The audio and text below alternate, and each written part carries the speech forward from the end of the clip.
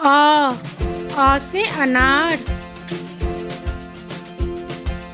आ से आम। छोटी ई से इमली। बड़ी ई से ईख। छोटा ऊ से उल्लू। बड़ा ऊ से ऊन। ए से एडी। आई से ऐनक। ओ से उखली। औ से औरत। अंग से अंगूर।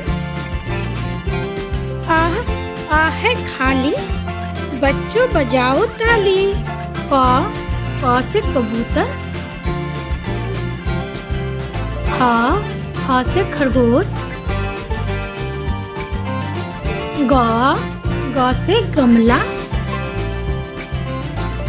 घ से घड़ी। अंगा है खाली।